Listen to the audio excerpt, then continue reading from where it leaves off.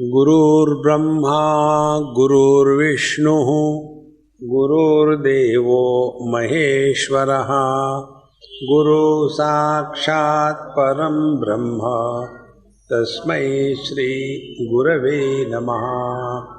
तस्मै श्री गुरवे नमः। आध्यात्मिक साधना में क्या अच्छा है, क्या बेटर है, क्या श्रेष्ठ है, क्या कनिष्ठ है, इन विचारों का कहीं भी महत्व नहीं है। कर्म श्रेष्ठ है कि योग श्रेष्ठ है कि भक्ति श्रेष्ठ है कि ज्ञान श्रेष्ठ है, ये जो मन में प्रश्न आते हैं, ये प्रश्न उन्हीं के आते हैं कि जिनको थीसिस लिख करके पीएचडी मिलानी है। तत्व का उनके साथ कोई मतलब नहीं। इसीलिए भगवत गीता के 12वें अध्याय में इस प्रश्न का उन्होंने बड़ा सुंदर विवरण किया है। हमने कल देखा परमात्मा के 3 रूप हमारे शास्त्रों में प्रकट होते हैं, निर्गुण निराकार, सगुण निराकार और सगुण साकार।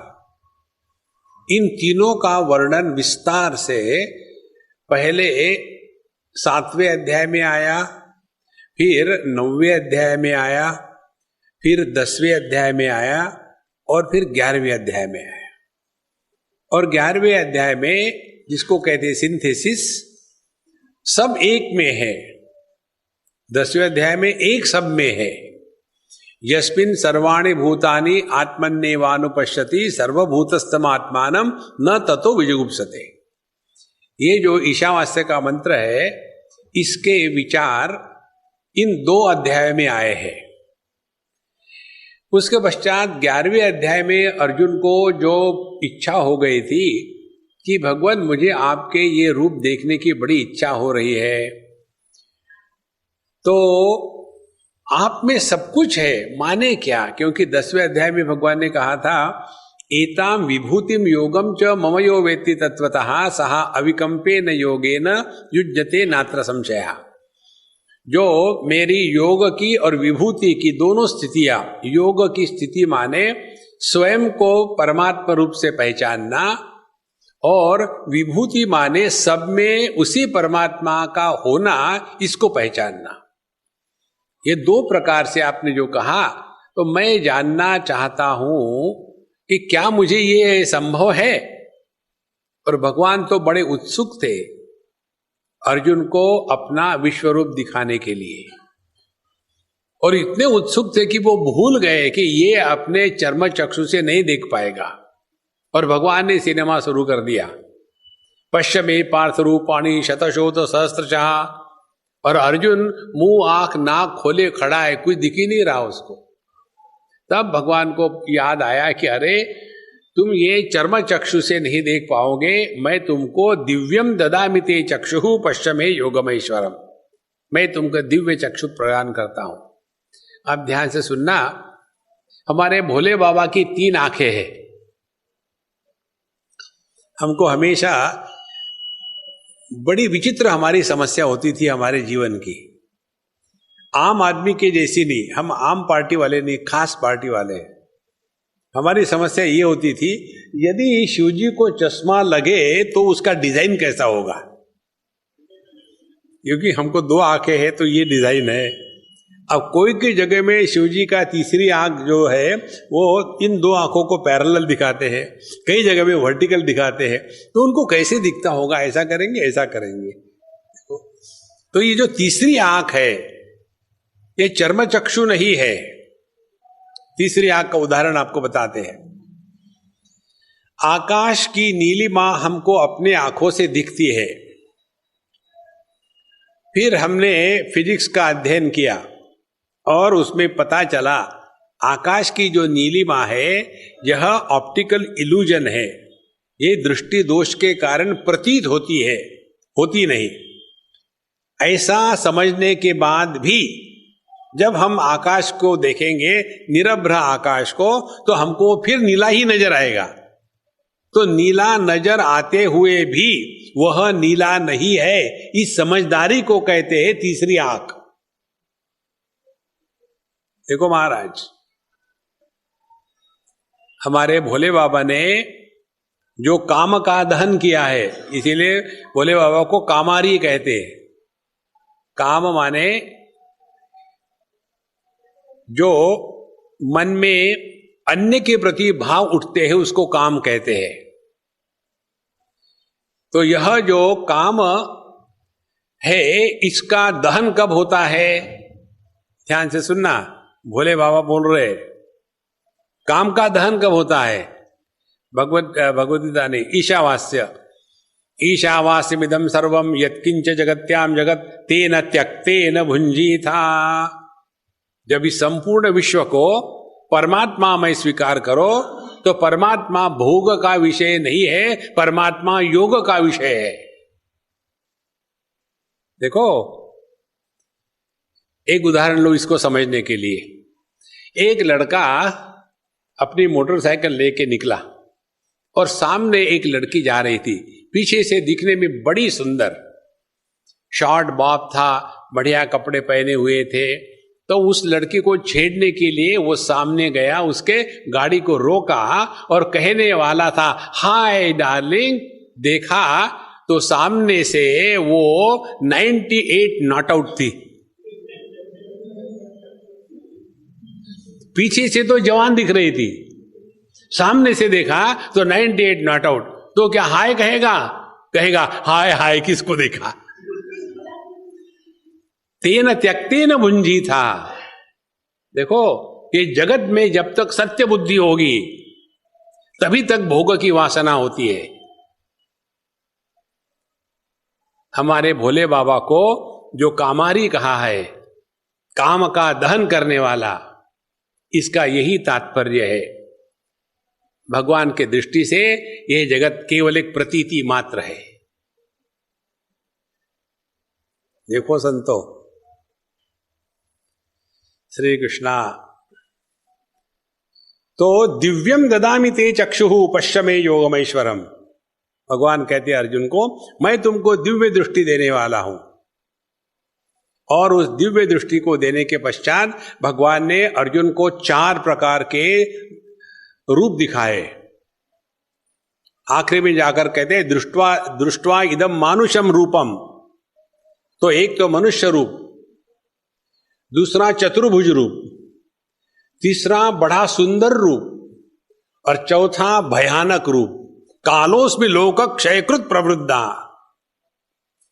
ये 4 रूप जब बताए तो अर्जुन घबरा गया और घबराने के बाद फिर उसने 12वें अध्याय में यही प्रश्न पूछा, एवं सतत युक्ता ते ये भक्ता स्वाम पर्युपासते ते ये चाप्यक्षरम अव्यक्तम तेषाम के योग वित्तमाः।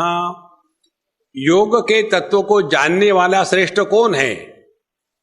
जो भगवान को मनुष्य के रूप में पहचानता वो, या जो भगवान को चतुर्भुज रूप में पहचानता है वो, या जो भगवान को सर्वव्यापी माने सगुण निराकार रूप में पहचानता है वो, या काल का कोई आकार नहीं है, या निर्गुण निराकार, किस रूप में भगवान को पहचानने वाला श्रेष्ठ होता है?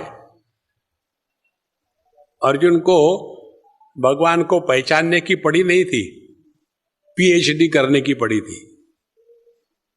देखो, तो भगवान ने अर्जुन के इस प्रश्न का उत्तर दिया ही नहीं।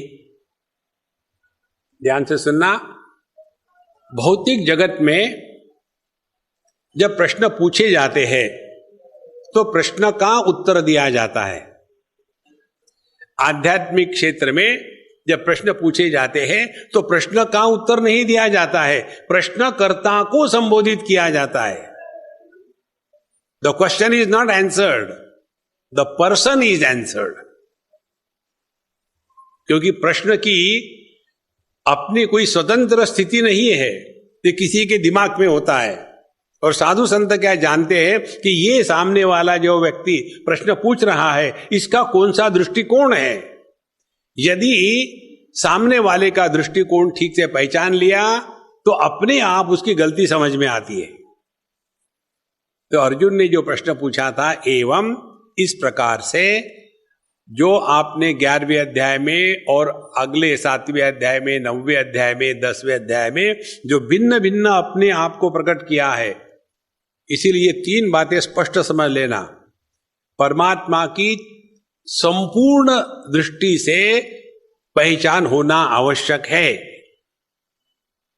परमात्मा सगुण साकार है, वही परमात्मा सगुण निराकार है, वही परमात्मा निर्गुण निराकार है पूरी तरह से। अब इसका एक उदाहरण से अर्थ समझ लो। एक बार एक स्कूल में टीचर ड्राइंग पढ़ा रहे थे, तो उन्होंने सोचा एग्जामिनेशन ले ले। 12 विद्यार्थी थे। सबको कहा भाई बैठ जाओ घड़ी के जैसे, 12 बजे, 1 बजे, 2 बजे, 3 बजे, 4 बजे, 5 बजे 12 विद्यार्थी बैठ गए गोलाकार। और सेंटर में उस टीचर ने एक फ्लावर पॉट रख दिया, एक केटली रख दी, एक कप रख दिया, 2-4 फल रख दिए। बोले हाँ अब इसका ड्राइंग निकालो,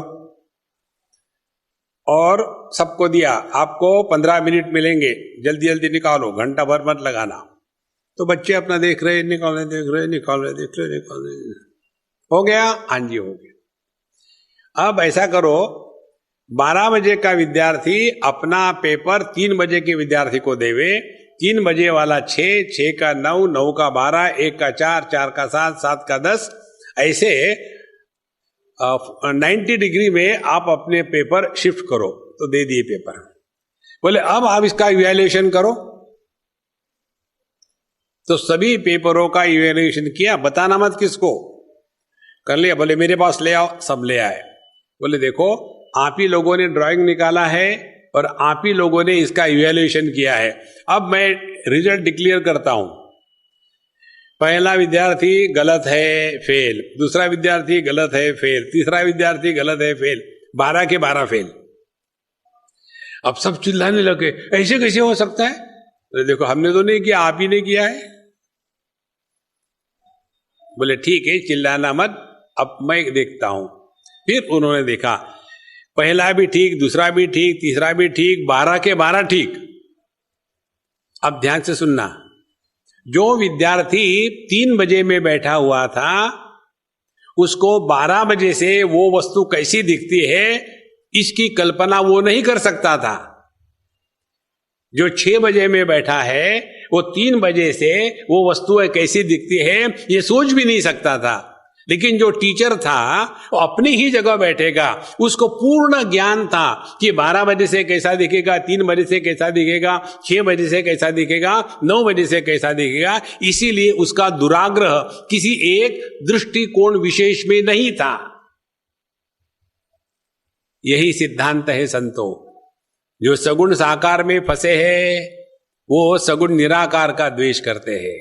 जो सगुण निराकार में फंसे हैं वो निर्गुण निराकार का द्वेष करते हैं। जो निर्गुण निराकार में फंसे हैं वो अपने को 30 मार्का समझते हैं। संपूर्ण दृष्टि से तत्व का ज्ञान होना आवश्यक है। इसीलिए ये 12वां अध्याय देखो संतो, इसके लिए नहीं है कि आप चंदन कैसे लगाओ, माला कैसे घुमाओ, कौन सी माला पहनो, रुद्राक्ष की पहने या तुलसी की पहने या स्फटिकी की पहने कि वैजंती माला पहने, उससे कुछ होने वाला नहीं है।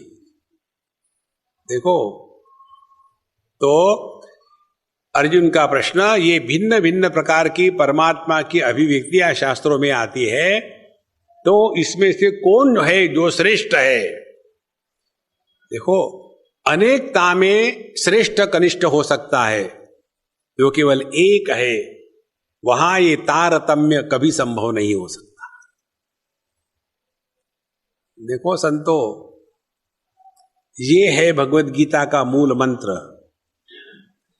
तो कहते हैं श्री भगवान वाच, भगवान कहते हैं मय्यावेश्य मनो ये माम नित्य युक्ता उपासते श्रद्धया परयोपेताः ते मे युक्त तमा मताः।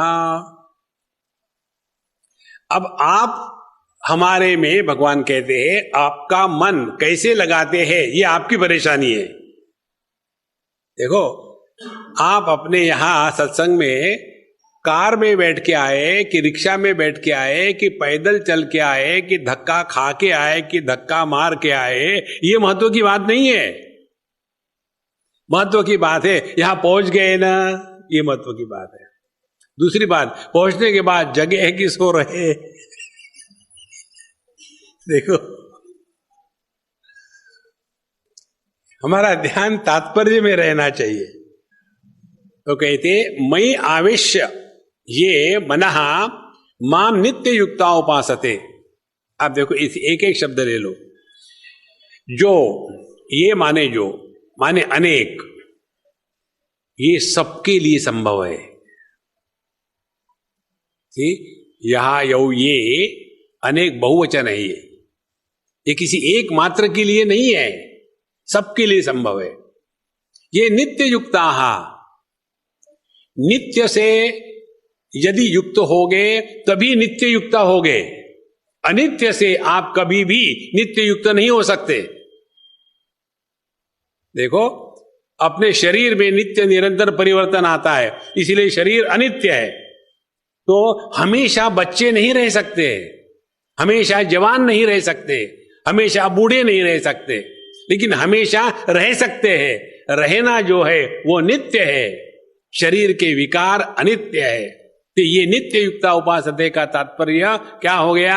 जो अपने देहात्म भाव से ऊपर उठ करके अपने स्वरूप में निष्ठावान है, वही युक्ततम है। देखो संतो, कन्हैया के शब्दों में गहराई बहुत है। ये तो ऊपर ऊपर का हो जाता है, जो हमेशा भगवान का भजन कर दे। हमेशा कोई नहीं करता, खर्राटे से मारते हुए कौन करता है भजन? इसीलिए मई आवेश, और उनका आवेश माने प्रवेश मुझमें है।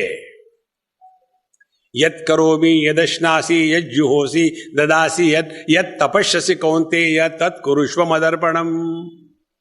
उनके जीवन के सभी कार्यकलाप केवल मेरे ही लिए हो रहे हैं। देखो, इसीलिए मई आवेश ये माम नित्य युक्ता उपासते। उपासना का तात्पर्य है उप माने नजदीक, करीब, आसन माने बैठना, भगवान के पास जाके बैठना। युक्त आसीत मत परहा, द्वितीय अध्याय में भगवान बताते हैं। देखो, तो भगवान के पास जाके बैठना माने क्या? देखो, एक सज्जन हमको मिलने आए बंबई में, बोले स्वामी जी मुझे आपसे कुछ पूछना है। तो मैंने कहा पूछने के पहले मुझे बताओ, तुम फिश मार्केट से आए हो क्या? बोले बाप रे स्वामी जी, आपको कैसे पता चला कि मैं फिश मार्केट से आया हूं? हमें तुम्हारी खुशबू। इसी प्रकार से यदि हम भगवान के पास बैठे हैं तो हम में भी वो खुशबू आएगी। देखो, भगवान की कौन सी खुशबू है? न मे द्वेषोस्ति न प्रियः, शत्रौ मित्रे पुत्रे बंधु मां कुरु यत्नम विग्रह संधौ। इस दुनिया में दोस्त भी निर्माण मत करो, दुश्मन भी निर्माण मत करो। देखो, हमारा व्यक्तित्व यदि हमको एक वाक्य में कहना हो हम कौन है, तो यही कहना पड़ेगा, जिंदगी भर संग्रह और संबंध का बोझा ढोने वाला गधा हम है। अपने जीवन से संग्रह और संबंध इनको निकाल डालो तो जो बचता है वो हम है। जब संग्रह नहीं था तब भी हम थे, जब संबंध नहीं है तब भी हम थे। यह जो अपना स्वरूप है उसको यहां कहते हैं कि मई आवेश मनो ये माम नित्य युक्ता उपासते। तो जैसे आकाश ले लो, आकाश में सब कुछ है, लेकिन आकाश किसी के भी द्वारा प्रभावित नहीं होता। भगवान का ये निर्गुण निराकार रूप 9वें अध्याय में भगवान ने कहा था मया ततमिदं सर्वं जगदव्यक्त मूर्तिना मत्स्थानि सर्वभूतानि न चाहं तेषु अवस्थितः न च मत्स्थानि भूतानि पश्य मे योगमैश्वरम भूत भृन्न च भूतस्थः ममात्मा भूत भावना। देखो, जो सब में है लेकिन किसी के भी द्वारा प्रभावित नहीं होता, वो मेरा रूप है। यदि ऐसे प्रभु के हम पास रहेंगे तो हमारा जीवन कैसा होगा? हम सबके साथ रहेंगे लेकिन किसी के नहीं होंगे। देखो, सो मई आवेश्य मनो ये माम, जिनका मन मुझ में लग गया है। हमारा मन किस में लगा है? दुनिया में। देखो, एक बार हम किसी के यहां थे, बंगाल की बात है या आसाम की कहीं, तो भी हमारे होस्ट जैन थे, एक सज्जन। तो उनके पत्नी ने हमको पूछा, उनके यहाँ एक बड़ी सुंदर फोटो थी किसी साध्वी की। हमने कहा, अम्मा ये साध्वी कितनी स्वीट लग रही है ना? तो स्वामी जी वो आजकल यहाँ आई हुई है, चलो दर्शन करते हैं। तो उसने मुझे पूछा कि स्वामी जी, हमारी साध्वी भी बताती है, आप भी बताते हो, आत्मचिंतन करो, माने क्या? कोई नहीं बताता। हमने कहा ये बताएंगे तो फिर हमारा मार्केट खत्म हो जाएगा ना, हम थोड़ी बताएंगे। नहीं, फिर से बताओ। हमने कहा सुनो, अनात्म चिंतन के अभाव को आत्मचिंतन कहते हैं।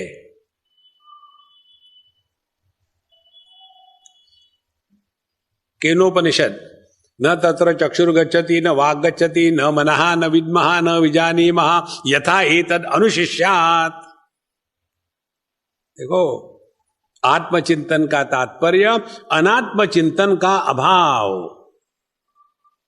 तो ये मनः आवेश्य माम उपासते, जिनका मन मुझ में लगा है, माने जिनके अंतःकरण में जगत को लेकर के एक भी वृत्ति का उदय नहीं होता, वो युक्ततम है।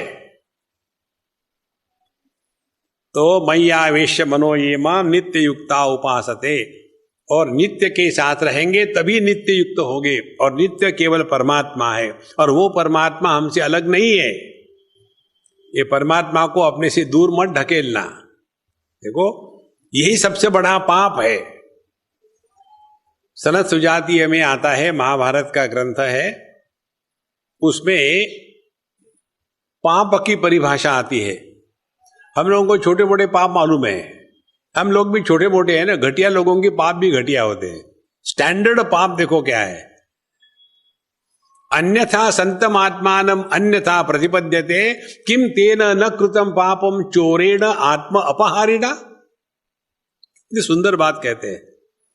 हम असल में है सच्चिदानंद स्वरूप, लेकिन हमने अपने आप को देह मान के रखा है, माँ बाप भाई बहन सास बहू ये मान के रखा है, और अपने इस आनंद स्वरूप को, ब्रह्म स्वरूप को भूल गए हैं। इससे बड़ा महापाप क्या है? और ऐसे पापी को महाभारतकार कहते हैं चोरेण आत्मापहारिणा।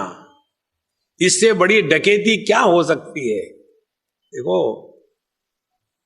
इसीलिए जब तक के देहात्म भाव की निवृत्ति ये आध्यात्म का लक्ष्य नहीं रहेगा, तब तक के भगवान की भक्ति नहीं होती।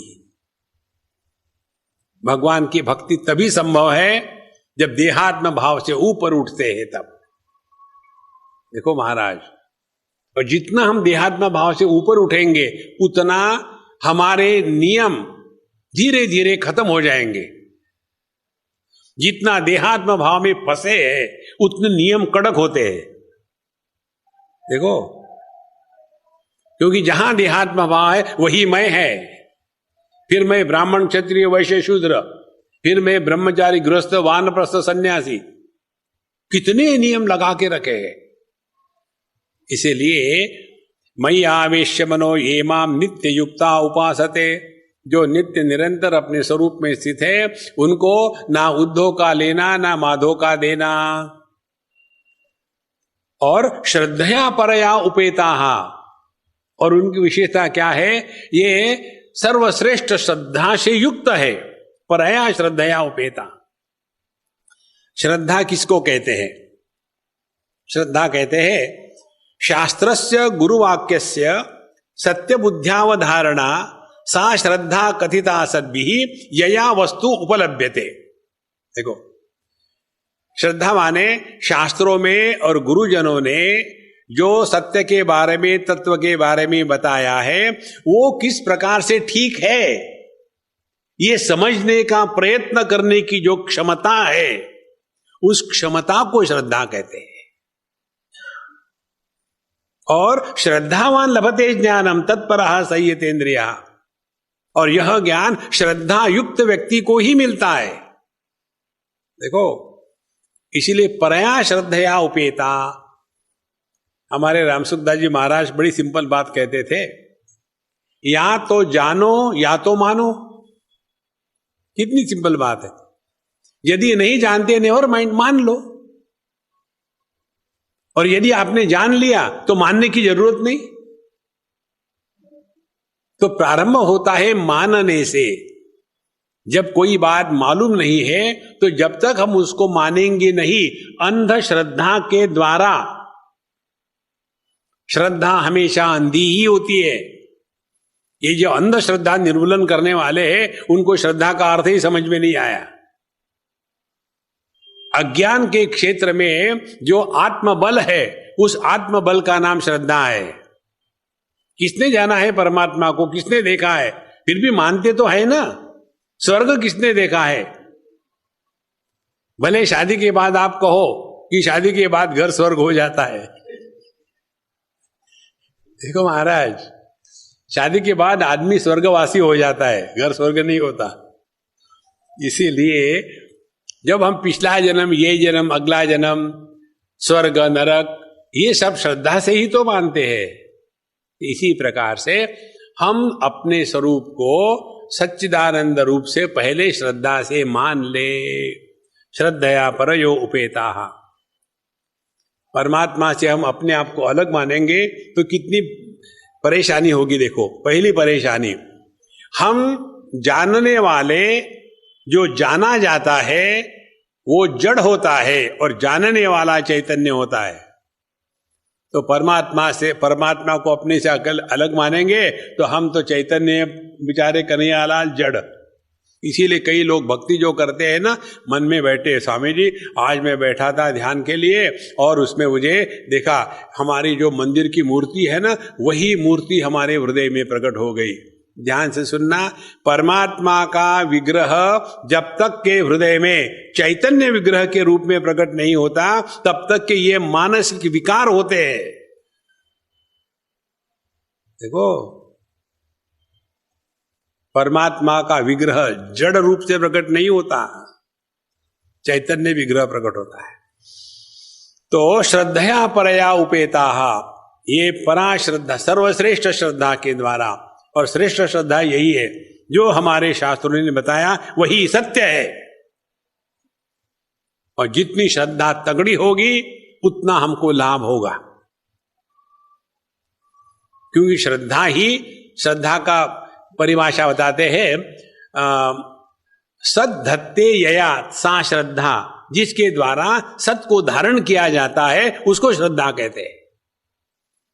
तो श्रद्धया परया उपेताः ते में युक्ततमा मताः, मे मताः, मेरे मन के अनुसार वो युक्ततम है।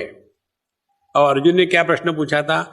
ये जो 4 प्रकार की बातें आपने बताई 11वें अध्याय में, उसमें से श्रेष्ठ कौन है? भगवान ने ये नहीं बताया अमुक श्रेष्ठ है, उन्होंने ये बताया जिसका मन मुझ में सहज लीन हो गया है वही श्रेष्ठ है। इसका कोई मतलब नहीं, चाहे आप शिव जी की भक्ति करो, चाहे राम की करो, चाहे कृष्ण की करो, या अपने स्वरूप की करो। एक ध्यान करने की ये भी प्रक्रिया है। आपको कोई ट्राई मारना है तो मारो। सामने दर्पण रख करके दर्पण के सामने बैठ जाओ और आंखें खुली रखो और दर्पण को देखो। दर्पण में पड़े हुए प्रतिबिंब को मत देखो। उसके बाद फिर दर्पण में पड़ा जो प्रतिबिंब है उसको देखो। उसके बाद ये देखो कि क्या यह प्रतिबिंब के द्वारा दर्पण पर कोई बोझा है। प्रतिबिंब जब हिलता है तो क्या दर्पण हिलता है। प्रतिबिंब यदि अग्नि का है तो उस प्रतिबिंब से क्या दर्पण जलता है। प्रतिबिंब यदि पानी का है तो क्या दर्पण गीला होता है। यही अपना अनुभव है। जब हमने लाल रंग को देखा तो आंखें लाल नहीं होती, नीले को देखा तो नीली नहीं होती, काले को देखा तो काली नहीं होती। जैसे दर्पण सबको प्रतिबिंबित करता है लेकिन किसी के भी द्वारा प्रभावित नहीं होता, उसी प्रकार से मन में अच्छे विचार आते हैं, बुरे विचार आता है, मन को कोई प्रभाव नहीं। चैतन्य में जागृत, स्वप्न, सुषुप्ति, समाधि, ये 4 प्रकार के बादल आके चले जाते हैं लेकिन इस चिदाकाश को कोई प्रभाव नहीं है। यह जो अपना स्वरूप है इसको पहचानना है। इसीलिए श्रद्धया परया उपेताहा। एक सज्जन ने हमको पूछा, स्वामी जी ये जो लोग लिखते हैं हॉरोस्कोप में, कुंडली बनाते हैं, सूर्य यहाँ, चंद्र यहाँ है, राहु यहाँ, केतु यहाँ है, आपका इस पर विश्वास है क्या। हमने कहा देखो, ज्योतिष शास्त्र के बारे में मुझे कुछ ज्ञान नहीं है, तो जिस वस्तु के बारे में ज्ञान नहीं होता उसके बारे में कमेंट्री करने का मुझे कोई अधिकार नहीं। कितनी सिंपल बात है। हम कहेंगे है हमने विश्वास रखते। ज्योतिष शास्त्र वेदों के जो 6 अंग है उसमें का एक अंग है। इसीलिए क्योंकि हमको समझ में नहीं आता इसीलिए पिछला जन्म नहीं था, क्योंकि हमको समझ में नहीं आता इसीलिए ज्ञान नहीं है, क्योंकि हमको दर्शन नहीं होता इसीलिए भगवान नहीं है। ये सब अश्रद्धा के कारण होता है। श्रद्धया परया उपेताहा, तभी जाकर के इस तत्व का दर्शन होगा। और जो श्रद्धा से युक्त है वही मेरे सर्वश्रेष्ठ भक्त है। देखो, तो भक्त की पहली परिभाषा क्या हो गई कि जिसके हृदय में परमात्मा को ग्रहण करने की शक्ति है, उस शक्ति का नाम श्रद्धा है। श्रद्धा से युक्त होकर के जो नित्य निरंतर उसी प्रभु के स्मरण में, चिंतन में लगा रहता है, उसके लिए जगत का कोई भी विषय कोई मायना नहीं रखता। ऐसा जो है वो मेरा भगत है। फिर वो चाहे सगुण साकार में लगा हो, सगुण निराकार में लगा हो, निर्गुण निराकार में लगा हो, इससे कोई मतलब नहीं। देखो, तो ये पहली महत्व की बात भगवान बताते हैं, कंपेयर मत करना। हम तो मेडिटेशन करने वाले हैं, हम तो ये घंटी मिंटी में विश्वास नहीं रखते, हम तो ध्यान करेंगे। तो ये मेडिटेशन करने वाले अपने आप को दूसरों से ज्यादा ऊंचे समझते हैं, ये भी गलत है।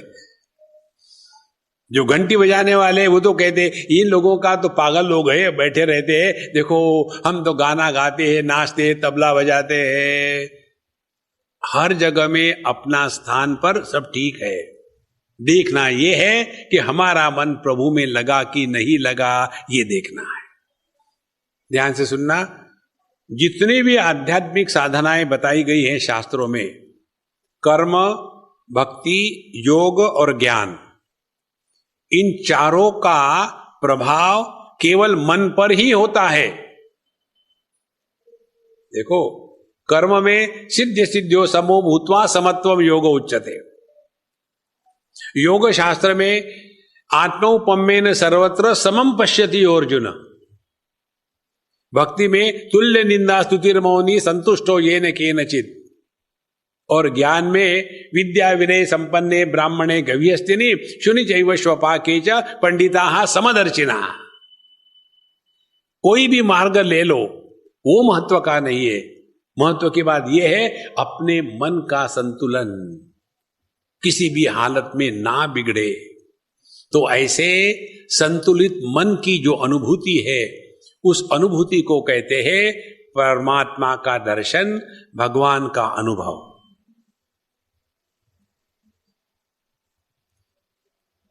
देखो, श्रद्धया परयोपेताः ते मे युक्त तमा मताः। अब आगे कहते हैं भगवान, ये त्वक्षरम निर्देशम अव्यक्तम पर्युपासते सर्वत्र गमचिन्त्यम च कूटस्थमचलम ध्रुवम सन्नियमेन्द्रिय ग्रामम सर्वत्र समबुद्धयः ते प्राप्नुवन्ति मामेव सर्वभूत हिते रताः। अब देखो यहां बड़ी सुंदर सूक्ष्म बात भगवान ने बताई है। ते प्राप्नुवन्ति माम एव, भगवान श्री कृष्ण कह रहे हैं सगुण साकार।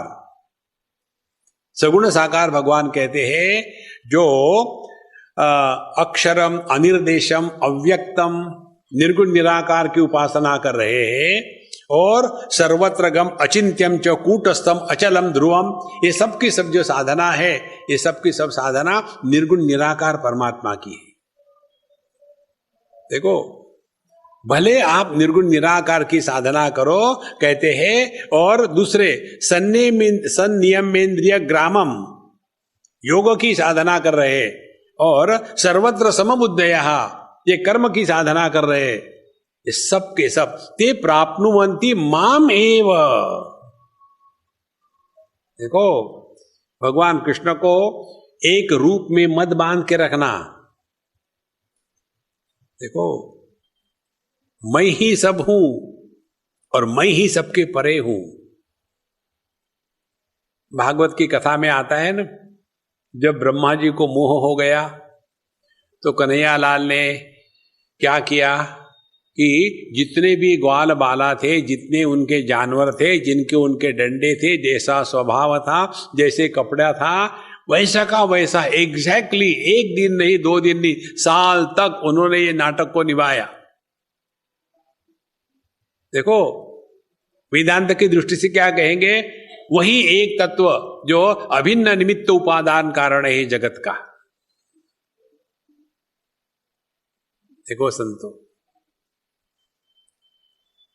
इस दृष्टि से जब हम भगवान कृष्ण को पहचानते हैं कि जो निर्गुण निराकार है वही सगुण निराकार। सगुण निराकार माने जो अंतर्यामी है, जो सबका नियमन करने वाला है, जो सर्वज्ञ है, जो सर्वशक्तिमान है, लेकिन जिसका कोई आकार विशेष नहीं है, वह सगुण निराकार। ये योगियों का भगवान है और भक्तों का भगवान सगुण साकार है। कृष्ण कन्हैया लाल की जय। और निर्गुण निराकार ये वेदांतियों का भगवान है। भागवत में स्पष्ट आता है, ब्रह्म, भगवान और परमात्मा ये 3 एक ही तत्व के नाम है, लेकिन इसको न समझने के कारण हम झगड़ा करते हैं, कौन श्रेष्ठ है, ये श्रेष्ठ है कि वो श्रेष्ठ है। अर्जुन की यही चक्कर था, ये कौन श्रेष्ठ है इसमें। तो भगवान कहते हैं यह जो साधना है, अक्षरम अनिर्देशम अव्यक्तम पर्युपासते, ये हमेशा इसी की उपासना करते हैं। पहले अक्षरम, जिसका कभी नाश नहीं होता। अब ये उपासना कौन कर सकेगा, जिसमें अपने आप को जगत से उपरत करके चिंतन करने की क्षमता है। तो जिसका कभी नाश नहीं होता, ऐसे अक्षर की जो उपासना करते हैं। अब कैसी उपासना होगी, बैठने के पश्चात अब किसका नाश नहीं हुआ, तो पता चलता है दुनिया बदल रही है, देह बदल रहे हैं, अपने राग द्वेष बदल गए, अपनी प्रायोरिटीज बदल गई, अपने दोस्त दुश्मन बदल गए, सब कुछ बदल गया। केवल एक तत्व ऐसा है जिसने सब बदलावों को प्रकाशित किया है, लेकिन जो कभी नहीं बदला वो मैं हूं।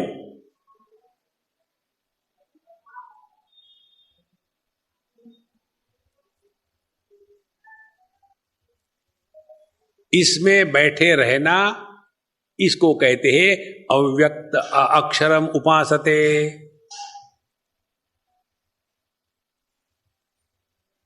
और देखो ये अपना अनुभव है कि नहीं। किसी भी व्यक्ति को मेरी उम्र बढ़ रही है ये अनुभव नहीं आता। ये तो समाज के लोग हमको बताते हैं। 2 बार आदमी को झटका लगता है लाइफ में।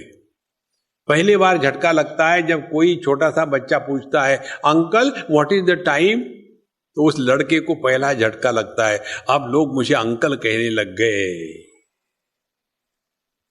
दूसरा झटका लगता है जब कोई कहता है दादाजी आप ऊपर बैठो ना, दादाजी कहता सबके सामने अंकल कहो। देखो, एक बार हम कहीं नाश्ता ले रहे थे, दो सज्जन आके बैठे, पति पत्नी हमारे पास आके बैठे और अपना हम एंजॉय कर रहे थे हमारा नाश्ता। तो मैं जानता भी नहीं कौन थे वो। मुझे पूछते आने के बाद, बताइए मेरी उम्र क्या होगी। किसी अनजान व्यक्ति को पहले बार मिलने से ऐसा प्रश्न पूछने वाला बेवकूफ ही हो सकता है। Can you guess what is my age? तो मैंने जब उनकी तरफ देखा, मैंने कहा 3 साल, क्योंकि ऐसा बेवकूफी का प्रश्न समझदार आदमी नहीं पूछ सकता। बोले नहीं नहीं नहीं, सच सच बताइए कितना है। तो मुझे मालूम था उनको क्या कहना था। मैंने कहा you are looking 18 years of age, but you are actually 81 years young. ऐसा मैंने कहा, अरे खुश हो गया, आपने मुझे ठीक से पहचाना, कोई नहीं पहचान पाता। तो 81 किसकी उम्र है? देह की है। जो यंग कौन है? वो मैं हूं। तो बुढ़ापे की स्थिति क्या होती है मालूम है? एक बैलगाड़ी है, एक बैलगाड़ी को एक बैल के जगह में भैंसे को बांध दिया, दूसरे जगह में दूसरे बैल की जगह में हॉर्स रेस को बांध दिया, तो गाड़ी का क्या हाल होगा? बुढ़ापे में वो हाल होता है। शरीर जो है वो भैंस के गति से चलता है और मन जो है वो हॉर्स के गति से चलता है, और फिर दुनिया में विकृति ही विकृति आ जाती है। देखो, इसीलिए ये तू अक्षरम, इस अक्षर तत्व की उपासना करते हैं। अनिर्देश्यम, ये एक एक शब्द जो है यहां का, ये सब ध्यान की प्रक्रिया है। अनिर्देश्यम, जिसको लखाया नहीं जा सकता। देखो ध्यान से सुनना, अज्ञात का दर्शन ज्ञात के संदर्भ से किया कराया जाता है। आप जानते हैं क्या गुप्ता जी को? नहीं भाई, गुप्ता जी को तो नहीं जानता मैं। अरे यार, अपने वो वर्मा जी है ना, हाँ उनको तो जानता हूं यार, वो तो भयानक आदमी है, ये इसका जवाई है। अब हम गुप्ता जी को तो नहीं जानते थे, वर्मा जी को जानते थे। तो ये गुप्ता जी को कैसे जाना? वर्मा जी के संदर्भ से, और फिर उनके साथ व्यवहार हो गया, धक्के खाए। दूसरे बार पूछा, गुप्ता जी को जानते हैं क्या? यार उनको कौन नहीं जानता, वो भयानक है, उससे भी गया बीता है। इसी प्रकार से तत्व को हम नहीं जानते। किसको हम जानते हैं? इंद्रियों को जानते हैं। तो बताते अनिर्देश्यम, जो इंद्रियों का विषय नहीं है। फिर हम कर्मेंद्रियों को जानते हैं, जो कर्म का विषय नहीं है। फिर हम मन को जानते हैं, जो मन का विषय नहीं है। हम बुद्धि को जानते हैं, जो बुद्धि का विषय नहीं है। अनिर्देश्यम माने जो इंद्रिय मन बुद्धि ये प्रमाण निरपेक्ष अनुभूति है। अनिर्देश्यम।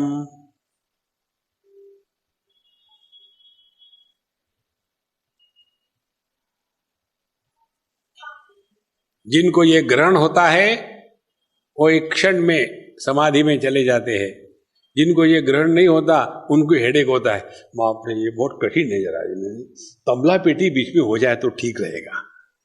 और कोई कोई महाभाग ऐसे सुंदर होते हैं कि कर्मण्ये वाधिकारस्ते आप बोलते रहो, हम स्विच ऑफ करके सो गए। कृपणा फल हेतवः, विचार करना हरेक के बस की बात नहीं है महाराज, विकार हरेक के बस की बात है, विचार नहीं। अनिर्देशम अव्यक्तम पर्युपासते। देखो अव्यक्त माने जिसका अनुभव होते हुए भी उसका अनुभव हमको नहीं होता, उसको अव्यक्त कहते हैं। उदाहरण के लिए एक बड़ा पत्थर है, उस पत्थर को हम पत्थर देखेंगे, लेकिन जो स्कल्प्टर होगा, जो कारीगर होगा, वो उस पत्थर में एक बड़ी सुंदर मूर्ति देखेगा और कहेगा मैं इसकी बढ़िया मूर्ति बना देता हूं, इतने पैसे पड़ेंगे। हमको लगता है यार बेवकूफ है क्या, इस पत्थर में कहां मूर्ति है? जो हमको नहीं दिख रही थी उसको दिख रही थी। अव्यक्तम पर्युपासते। इसी प्रकार से इस दुनिया में हमको भगवान दिखते नहीं है। देखो, तो जैसे कारीगर एक पत्थर में सुप्त अव्यक्त मूर्ति का दर्शन करता है, इसी प्रकार से जो इस चर अचर सृष्टि में परमात्मा का दर्शन करता है। ध्यान से सुनना, परमात्मा का दर्शन सद्रूप से होता है। कठोपनिषद की श्रुति है, अस्ति इति उपलब्धव्यः। परमात्मा की उपलब्धि अस्थि रूप से होती है, अस्थि नहीं, अस्थि। अस्थि माने होना, अस्थि माने हड्डी, तो अस्थि रूप से होती है। अब देखो कैसी होती है। जगत की कोई भी वस्तु की बात करो आप, वो केवल है के रूप में प्रतीत होती है। ईंट है, पत्थर है, फैन है, बिजली है, बेवकूफ है, समझदार है, टाइम से है, लेट है, दोस्त है, दुश्मन है, जिंदा है, मुर्दा है, वो है, वो नहीं है। यह जो सत्ता है, इस सत्ता को जो ग्रहण करता है, अव्यक्तम उपासते। तो जहां आपका ध्यान इस सत्ता के तरफ चला गया तो पता चलेगा इस संपूर्ण सृष्टि की सत्ता केवल मैं मात्र है। यदि मैं नहीं तो मेरी पत्नी नहीं, यदि मैं नहीं तो मेरा देश नहीं, यदि मैं नहीं तो मेरा देह नहीं, यदि मैं नहीं तो भगवान नहीं, यदि मैं नहीं तो कुछ भी नहीं। यही एक जो अखंड सत्ता है, ये अपना स्वरूप है। ये तो अनिर्देश्यम, ये तो अक्षरम अनिर्देश्यम अव्यक्तम पर्युपासते सर्वत्र गम, जो सब में है। देखो, ऐसा एक भी देश काल वस्तु व्यक्ति परिस्थिति नहीं जो परमात्मा से व्याप्त नहीं है। अचिंत्यम च, और जो चिंतन का विषय नहीं, अचिंत्य है। कूटस्थ, जो सभी प्रकार के परिवर्तनों का आधार है, लेकिन जिसमें कोई परिवर्तन नहीं आता, वह कूटवत् तिष्ठति कूटस्थ। अचलम, जो कहीं जाता नहीं, आता नहीं। देखो, एक ये शब्द बहुत सुंदर है। ध्यान की प्रक्रिया ये है, जितने परिवर्तन है, परिवर्तनों से हट करके अपरिवर्तनीय तत्व के तरफ यात्रा करना, वो ध्यान की प्रक्रिया है। अब देखो, दुनिया के हर चीज बदल रही है, छोड़ दिया। इंद्रिय बदल रहे, छोड़ दिया।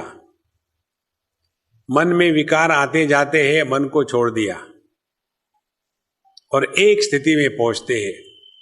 जागृत, स्वप्न, सुषुप्ति, समाधि आती है, चली जाती है, लेकिन मत्तः स्मृति ज्ञानम अपोहनंच, मेरे ही कारण ज्ञानम जागृत, स्मृति स्वप्न, अपोहनम सुषुप्ति, चकारात समाधि, मेरे ही कारण जागृत स्वप्न सुषुप्त समाधि, यह जो मैं तत्व है यही अचल है, ये कहीं जाता नहीं, कहीं आता नहीं।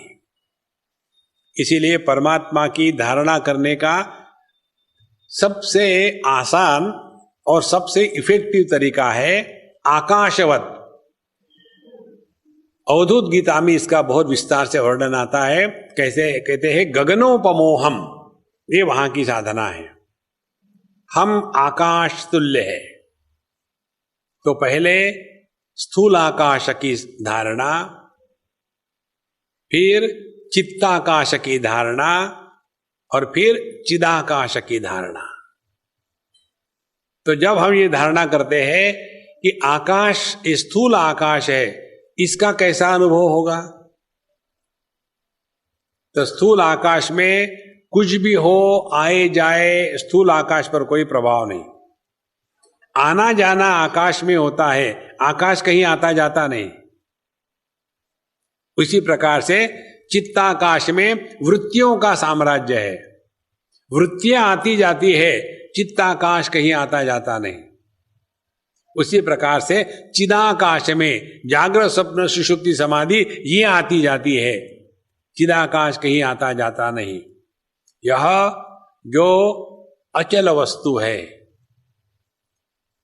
ये अपनी वास्तविकता है।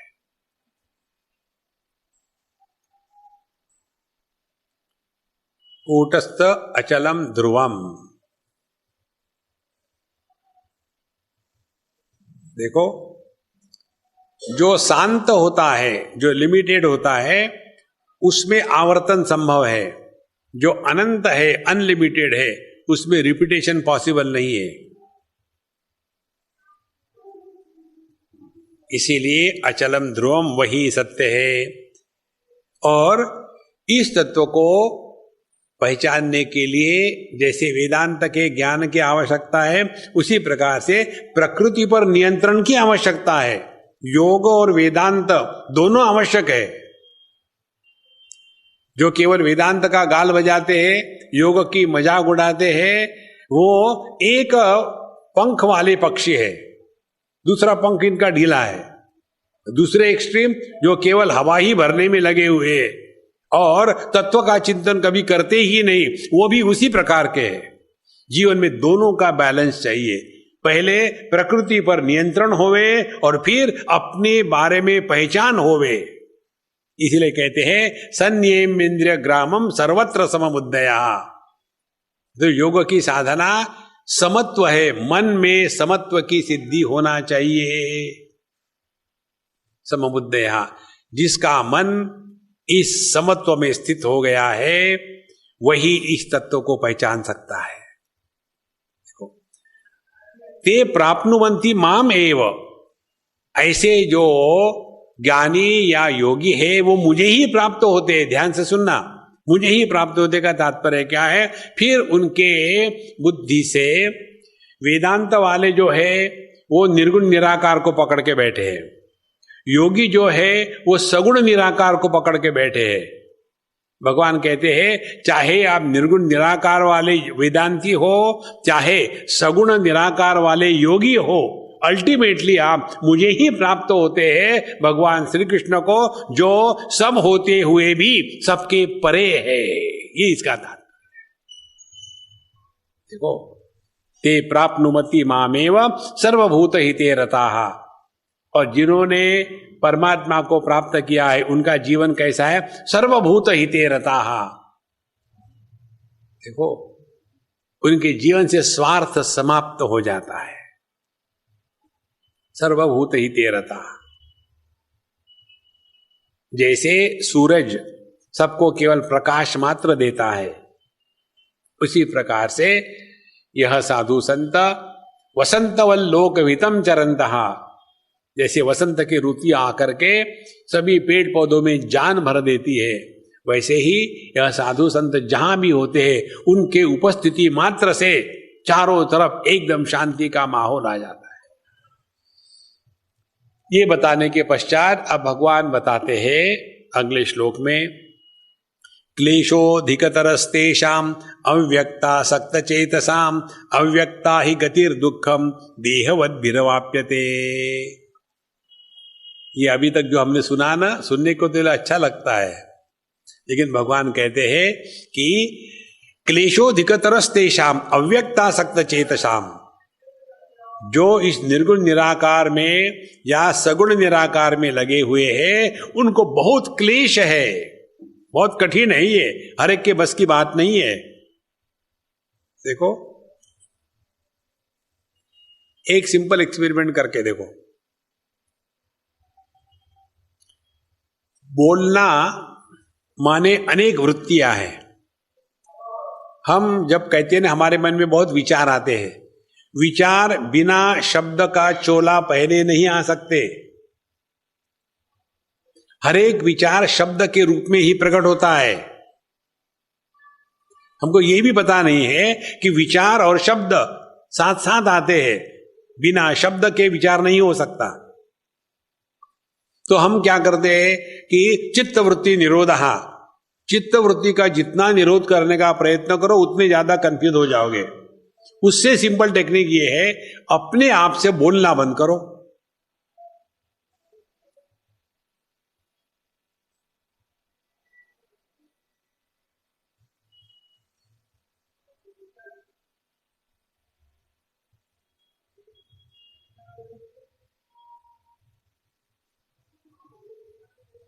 देखो, कोई विचार आए थे?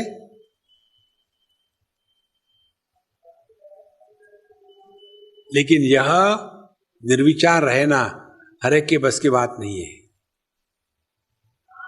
इसीलिए कहते क्लेशोधिकतरस्तेषाम अव्यक्तासक्त चेतसाम। ये सब के बस की बात नहीं, उनको बड़े परेशानी होती है। फिर ऐसे लोग उल्टी सीधी साधना करने लग जाते हैं, जबरदस्ती से करेंगे, त्राटक करेंगे।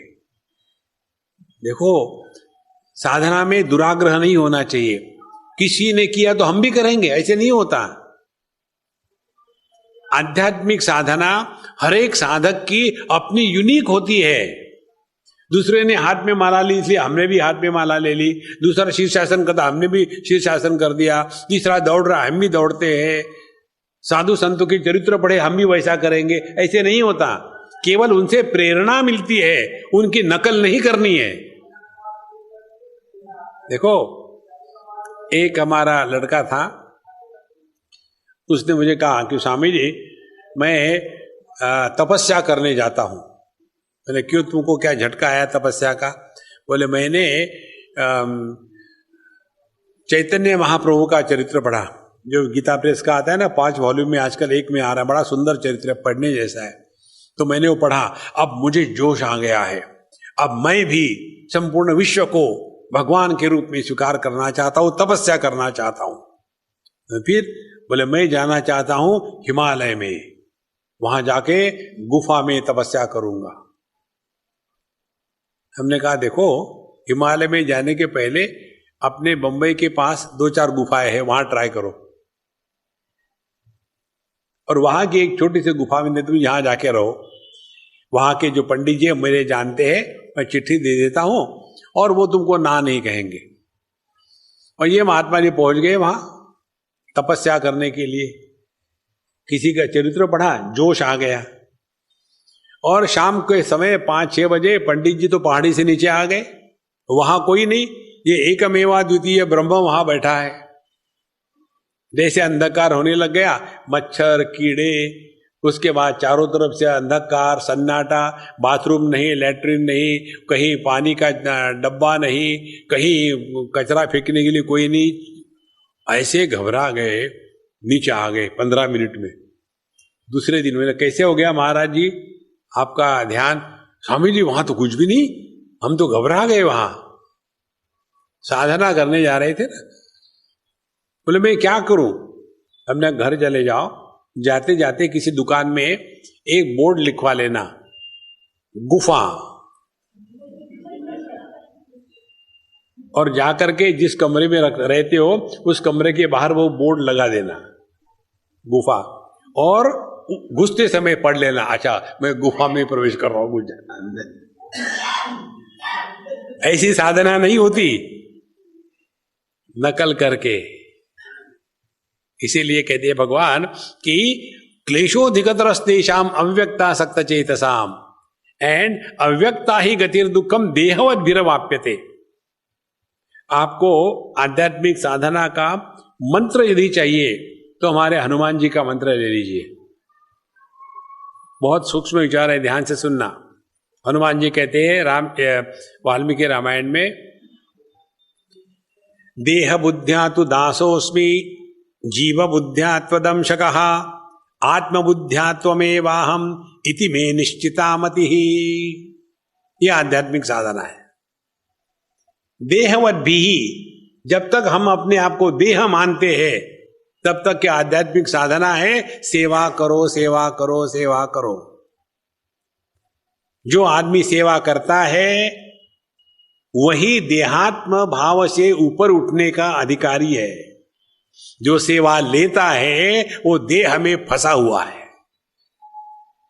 देखो, और जो सेवा करेगा वो अपने को स्वस्थ रखना चाहिए। हमारे वृंदावन में एक बार, बहुत पुरानी बात है, 1920-30 की, तो मंडली बैठी थी महात्माओं की एक कमरे में। उस समय बिजली कुछ थी नहीं, तो एक बड़ा ऐसा डंडा लगा होता था, उसमें चद्दर लटकती थी और बाहर से कोई खींचता था, तो ऐसी हवा झलती थी सबके लिए। तो एक भगत ने सोचा, मैं इतने साधु संतों की सेवा करना चाहता हूं। बाहर धूप में बैठ गया और जला रहा है और इतना भाव विभोर हो गया कि भाव विभोर होकर के नीचे गिर गया। गिरने के बाद महात्मा लोग उठे, उसको ले आए, पानी पीनी पिलाया, उसको ठीक किया। तो उसने कहा, गुरु महाराज, मैं तो इतना भाव विभोर हो गया था सेवा करके, मेरे जैसा कोई भाग्यवान ही नहीं। बोले, अगले दिन से तुम यहां आना मत, निकल जाओ यहां से। सेवा करने वाला व्यक्ति सुदृढ़ होना चाहिए, बीमार आदमी सेवा नहीं कर सकता। इसीलिए देह बुद्ध्या तु दासोस्मि, अपने शरीर को ऐसा रखे कि किसी की सेवा न करनी पड़े, न लेनी पड़े। फिर जीव बुद्ध्या त्वदंश कहा, जब मैं अपने आप को जीव स्वीकार करता हूं तो मैं आपका ही अंश हूं। ममैव अंशो जीवलोके जीवभूत सनातना, मैं आपका ही अंश हूं। यदि सुवर्ण के आभूषण बने हैं तो उसमें सुवर्ण ही होगा। इसी प्रकार से हम यदि सच्चिदानंद परमात्मा के अंश है तो हम में भी सच्चिदानंद ही प्रकट होवे। देखो, सच्चिदानंद की प्रकटीकरण की प्रक्रिया क्या है? 3 बातें कल हमने आपको बताई थी। स्वयं जिए, अन्य को जीने दे, स्वयं धोखा न खाए, किसी को धोखा न दे, और स्वयं मौज में रहे, किसी को दुखी ना करे। देखो, जीव बुद्ध्या तदंश कहा, आत्मबुद्ध्या त्वमेवाहम्। जहां हम अपने स्वरूप में, उस समय कन्हैयालाल हमसे दूर नहीं है। देखो, तो 3 बातें हो गई। जगत के साथ व्यवहार, आध्यात्मिक साधना माने सेवा, अपने साथ व्यवहार माने जीव भाव की साधना। तो जैसे हम अन्य के कारण दुखी नहीं होवे, उसी प्रकार से हम स्वयं के कारण भी दुखी ना होवे।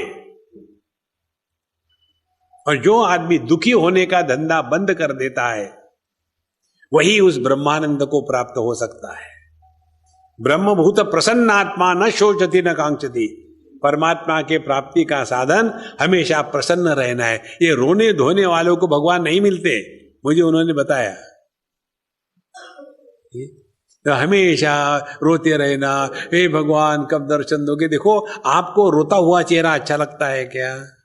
तो भगवान को कैसे अच्छा लगेगा? भगवान ने मनुष्य का चेहरा केवल हंसने के लिए डिजाइन किया है। यदि हमारे चेहरे से हंसी नहीं निकली तो समझ लेना भगवान कहेंगे, बेटा तुम्हारी गलती नहीं, गलती मेरी है, अगले जन्म में मैं तुमको ठीक करूंगा। इसीलिए जीव बुद्ध्या त्वदंश कहा, आत्मबुद्ध्या त्वमेवाहम्। और जहां हमने देहात्म भाव त्याग कर दिया, जीवात्म भाव का त्याग कर दिया, तो जो अहेय अनुपादेय है, जिसका त्याग नहीं हो सकता, वही अपना स्वरूप है। इसीलिए देहवत बिही, जब तक हम अपने को देह मानते हैं तब तक के सगुण साकार की उपासना करना आवश्यक है। जब हम अपने आप को कर्तृत्वाभिमानी मानते हैं तब तक के पाप पुण्य धर्म अधर्म की आवश्यकता है। और जब हम इनके ऊपर उठ गए तब जाकर के आत्मचिंतन में लगे। इस प्रकार से तीनों प्रकार की साधना, चाहे सगुण साकार हो या सगुण निराकार हो या निर्गुण निराकार हो, सबकी सब आवश्यक है। इसमें कोई भी व्यर्थ नहीं है। इस प्रकार से जो चारों तरफ से ठीक से समझ लेता है, उसी की बुद्धि मुझ में ठीक लगती है। अन्यथा आप देखेंगे इसको लेकर के बड़े झगड़े होते। 2 दर्शन है, आपको शॉर्ट में बताएंगे। एक है भगवान शंकराचार्य का अद्वैत दर्शन और दूसरा है ईश्वर अद्वैत दर्शन। ईश्वर अद्वैत दर्शन को अंग्रेजी में कहते हैं कश्मीरी शैवाइज्म। ये दोनों के ग्रंथ पढ़ो आप। कश्मीरी शैवाइज्म वाले कहेंगे शंकराचार्य गलत है, शंकराचार्य वाले कहेंगे वो गलत है। दोनों का आप अध्ययन करो तो दोनों वही बात कर रहे, कोई अलग बात नहीं कर रहे। या ऐसा है, एक गिलास में आधा दूध भरा हुआ है, एक आदमी कहता है आधा गिलास खाली है, दूसरा कहता है नहीं आधा भरा है, दोनों उसी पर झगड़ा कर रहे। तत्व एक ही है महाराज। हमको ये किसी की तुलना करके झगड़े में नहीं पड़ना है। चाहे सगुण साकार ले लो, सगुण निराकार ले लो या निर्गुण निराकार ले लो, महत्व है आप अपने स्वरूप में निष्ठावान हो या नहीं। इस प्रकार से इन्होंने ये भिन्न भिन्न परमात्मा के रूप है उसको लेकर के बताया कि इसमें कंपैरिजन मत करना, तुम्हारा मन प्रभु में लग गया है, ये श्रेष्ठ बात है। अच्छा, उसके पश्चात जो भिन्न प्रकार की साधना है उस साधना को लेकर के आगे भगवान कहेंगे, उसको हम कल देखेंगे। ओम पूर्णमदः पूर्णमिदं पूर्णात् पूर्णमुदच्यते पूर्णस्य पूर्णमादाय पूर्णमेवावशिष्यते। ओम शांति शांति शांति। हरि ओम। श्री गुरुभ्यो नमः। हरि ओम।